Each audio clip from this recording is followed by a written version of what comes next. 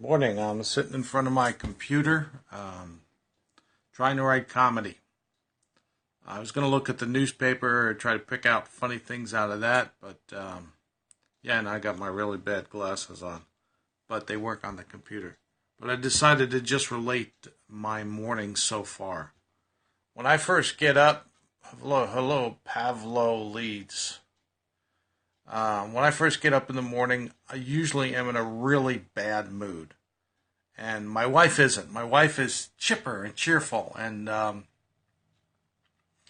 so I get out, one eye open, one eye closed, stumbling, hunched over like the Notre back of Hunter Dame. No, Hunchback of Notre Dame. Dragging my right foot, like Quasimodo headed towards a bell tower. I don't know. I'm making this stuff up. And so as soon as I open my door, the cat is on the floor waiting for me, meowing. And he begins to rub against your leg trip, which annoys me because he has an internal clock. He knows when it's 6 a.m. and it's time for him to be fed. So he's there. He's ready. He's better than an alarm clock. And so now he's rubbing against my leg, going in between my legs, trying to trip me up, all trying to get me to feed him first. But my bladder is full, and my wife has to have medications at 6 a.m. So it's priorities. Which is the greater priority? My wife's pills, my cat's empty belly, or my full bladder? So it depends what happens, what wins. Usually the bladder comes first, just saying. Hopefully that's not TMI, too much information. But I can think clearer, and then I set the coffee in the kitchen and flip the switch, and I've begun setting up the coffee the night before. Put the filter in, put the coffee in, fill it with water, so that first thing in the morning I can get the coffee going on the flip of the switch. Can I tell you a secret? I'm so tired and lazy and in a bad mood in the morning, it's too much effort to even flip the switch on the coffee machine. I'm serious. I did that this morning thinking, this is too much work. I need to get an automatic coffee maker that will read the time and turn on. And I actually have another coffee pot that I think the clock works. I'm going to try that tomorrow because I'm too tired, too lazy to flip the switch on the coffee pot in the morning. Too much in a bad mood to even flip the switch in the coffee in the morning. That's bad. Okay, and then I give my wife her medications, and then open a can of cat food, which has a funky smell anyway, and the cat's all over the table, the little table where we feed him, and finally get his food in there. He's happy. And then after that, of course, first thing the cat does is when I'm sitting down, usually for breakfast, I have 2 bananas, cup of coffee, and I have my medications, okay? I take a blood pressure medication and another pill for my knee.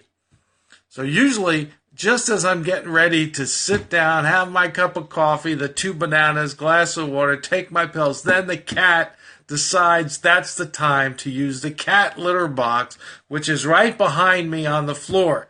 So now I get the joy of eating my breakfast to the cat having soiled the litter box, if you know what I'm talking about, and the foul smell of that. So I can't even eat my banana and drink my coffee until I clean out the cat litter, throw that in the trash so I don't have to smell it. Then finally, I sit down and I start my banana, coffee, glass of water, take my pills. Next thing I do is I take my phone and I put it on a scripture because I'm a Bible guy and I need a lot of help. So I want to listen to the scriptures first thing in the morning. And after the scriptures, get rid of the cat. No, I'd like to. No, actually, I've actually fallen in love with the cat. Let's deal with the cat. Yeah, I used to be a cat hater.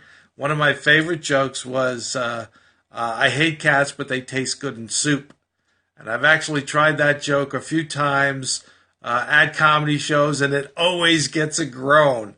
But you know what? I actually like the groan. Hi, Dirty McRed, wherever you're from. I actually like the groan that I get from saying that line about cats. But no, I've actually beginning to like my cat. Love him. I'm not there yet, but I do like him, so we got to keep him. So that's the morning, and then after I listen to the scriptures, then I turn on Brian Regan for breakfast, okay, or shortly thereafter. Got to get the Bible, got to get Brian Regan in. Now, it's Pandora Channel, so it's Brian Regan and clean comedians like him. Most of the time, they're clean. And this way, I get my food, get the blood sugar going, I get the scriptures, so my head is straight, then I get the comedy going, because I'm a comedian, and I got to get the comedy in right away. Because there's nothing worse than going through a day without High Red Light 197. Nothing worse than going through Nobby Robbins P. Join. Nothing worse than going through a day without comedy. I'm telling you, there's too many serious people out there that just talk, say things that are not funny, and live a life that is not funny. A Stewart 42, welcome. I've decided that I'm 60 years old for the rest of my life. Periscope 17, welcome. I am going to have comedy every day as much as I can, and I'm driving everybody crazy. And thanks so much, you guys, for listening this morning. Wow, a lot of people here. Don't see any hearts. What, you guys don't love me? Come on. All you got to do is push the screen. See, I'm giving there's the hearts. Thank you very much. Now I can go on living today knowing that my life has brought love and joy to people. Okay, good.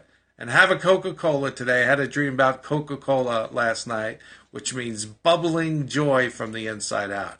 Thanks for listening. That's my Periscope comedy writing for the day. God bless you.